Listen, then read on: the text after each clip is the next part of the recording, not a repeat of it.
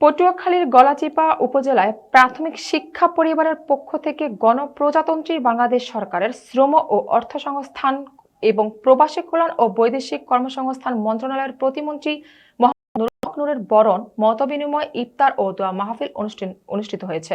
Staff reporter Sikdar মাহবুব জানান, শুক্রবার বিকেলে উপজেলার রেস্ট হাউস সংলগ্ন মাঠে গার্ড অব অনার দেওয়া হয়। পরে উপজেলা অফিসার্স ক্লাবে উপজেলার সরকারি ও বেসরকারি প্রাথমিক শিক্ষা পরিবারের সাথে ফুলেল শুভেচ্ছা বিনিময় করেন।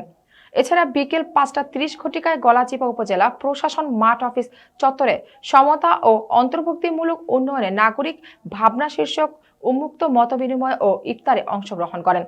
পর্যায়ক্রমে হিন্দু সম্প্রদায়ের সাথে মতবিনিময়, গলাচিপা প্রেস ক্লাব সাংবাদিক বৃন্দ ও টেলিভিশন ফোরাম সাংবাদিক বৃন্দদের সাথে মতবিনিময়, উপজেলা ও পৌর বিএনপির নেতৃবৃন্দের সাথে মতবিনিময় এবং গণ অধিকার পরিষদ ও সহযোগী সংগঠনের নেতৃবৃন্দের সাথে মতবিনিময় করেন।